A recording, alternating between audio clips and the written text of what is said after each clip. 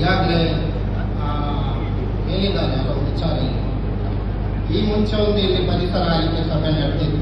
ಆವಾಗಲೂ ನಾವು ಇಲ್ಲಿ ಗಮನಕ್ಕೆ ಕೊಟ್ಟಿದ್ದು, ಇಲ್ಲಿಯ ಸಂಬಂಧಪಟ್ಟ ಇಲಾಖೆಗಳೇನಿದೆ ಅವರಿಗೆ ಸರಿಯಾದ ಮಾಹಿತಿಗಳು ಈ ಪರಿಸರ ಆಯ್ಕೆ ಸಭೆಗಳು ನಡೆಯುವಾಗ ಕೊಡುವುದಿಲ್ಲ ಅನ್ನೋದನ್ನು ಈ ಮೊದಲು ಹೇಳಿದ್ದೆ.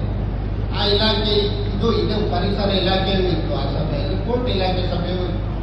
ಮತ್ತೆ ಸಹ ಅವರು ಅದೇ ತಪ್ಪನ್ನು ಇವರು ಮಾಡಿದ್ದಾರೆ. ಒಂದು ಪರಿಸರ ಆಯ್ಕೆ ಸಭೆ ನಡೀಬೇಕಾದ್ರೆ ಒಂದು ಪಾರದರ್ಶಕವಾಗಿ ಒಂದು ಸಂವಿಧಾನದ ಚೌಕಟ್ಟಿನಲ್ಲಿ ನೀವು ನಡೆಸಬೇಕಾದ್ರೆ ಒಂದು 15-30 ದಿವಸದ ಮುಂಚೆ ಅದನ್ನು ಏನು ಲೋಕಲ್ ಆಗಿ ಸ್ಥಳೀಯ ಸಂಸ್ಥೆಗಳು ಯಾವುದಿದೆ, ಈ ಪ್ರಾಜೆಕ್ಟಿಗೆ ಯಾವುದೆಲ್ಲ ಪ್ರಯೋಜನ ಪಡೆಯುವ ಜನರಿರ್ಬೋದು, ಇದಕ್ಕೆ ತೊಂದರೆ ಬರುವ ವಿಭಾಗ ಇರ್ಬೋದು, ಈ ಪ್ರಾಜೆಕ್ಟಿಂದ ಹಲವು ವಿಭಾಗಗಳಿದೆ.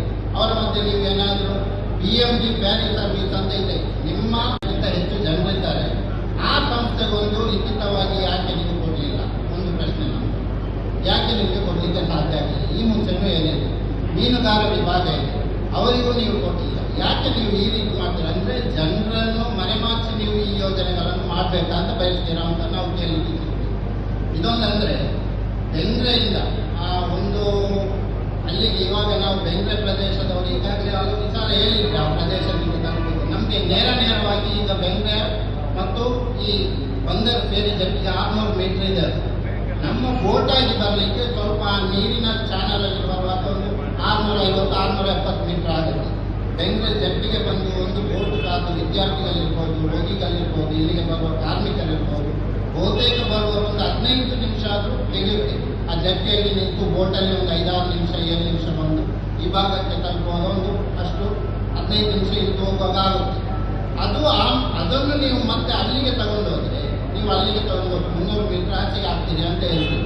ಒಂದು ಸಟ್ಟಾದ ಪ್ರದೇಶ ನಮ್ಮದು. ಅಲ್ಲಿಂದ ಇಲ್ಲಿ ಬರಬೇಕಂದ್ರೆ ನೇರವಾಗಿ ಸಿಟಿಗೆ ಸ್ಟೇಟ್ ಬ್ಯಾಂಕ್ಗೆ ಕನೆಕ್ಟ್ ಇರುವಂಥ ಇದೊಂದು ಲೈನ್. ಆ ಲೈನ್ಗೆ ನೀವು ಹಾಕಬೇಕಾದ್ರೆ ನಮ್ಮದು ಮತ್ತೆ ನೀವು ಅಲ್ಲಿಂದ 1 ಕಿಲೋಮೀಟರ್ ನಮ್ಮ ಪ್ರದೇಶದವರು ಮತ್ತೆ ಬೋಟಲ್ಲಿ ಸಂಚರಿಸಬೇಕಾಗುತ್ತೆ. ಅಲ್ಲಿ ಆ ಥರದ ವ್ಯವಸ್ಥೆ ಇಲ್ಲ. ಆ ಭಾಗದಲ್ಲಿ ಮತ್ತೆ ಏನು ಅಭಿವೃದ್ಧಿ ಮಾಡ್ತೀರಿ ಯಾವ ರೀತಿ ಗೊತ್ತಿಲ್ಲ. ಅಲ್ಲಿ ರೋಗಿಗಳಿರ್ಬೋದು, ಈಗಾಗಲೇ ನೀರಿನಲ್ಲಿ ಸರಿಯಾದ ಡ್ರಿಜ್ಜಿಂಗ್ ವ್ಯವಸ್ಥೆ ಇಲ್ಲದೆ ಅಲ್ಲಿ ಬೋಟ್ಗಳು ಬಾಕಿಯಾಗಿ ಏನೆಲ್ಲ ಸಮಸ್ಯೆ ನಾವು ದಿನನಿತ್ಯ ಎದುರಿಸ್ತಾ ಇದ್ದೇವೆ. ಬೋಟ್ ಅಧಿಕಾರಿಗಳ ಗಮನಕ್ಕೂ ಕೊಡ್ತಾ ಇದ್ದೇವೆ. ಅದು ವರ್ಷ ಪ್ರತಿ ಆಗ್ತಾ ಇಲ್ಲ, ಬೇರೆ ಬೇರೆ ಸಮಸ್ಯೆಯಲ್ಲಿ ಆಗ್ತಾ ಇದೆ. ಅಲ್ಲಿ ಏನಾದರೂ ರೋಗಿಗಳು ಮತ್ತೆ ನೀವು 1 ಕಿಲೋಮೀಟರ್ ಅದು ನಮ್ಮನ್ನು ದೂರ ಹಾಕಿದ್ರೆ ಇಲ್ಲಿ ಇದಕ್ಕೆ ಇಷ್ಟು ದೊಡ್ಡ ಪ್ರದೇಶದಲ್ಲಿ 20,000ಕ್ಕಿಂತ ಜನ ಇದ್ದಾರೆ. ತೋಟಬೆಂಗ್ರೆ ಅವರಿದ್ದಾರೆ, ತಣ್ಣೀರ್ಬಾವಿ ಅವರಿದ್ದಾರೆ. ಇವರೆಲ್ಲ ಏನು ಮಾಡಬೇಕು?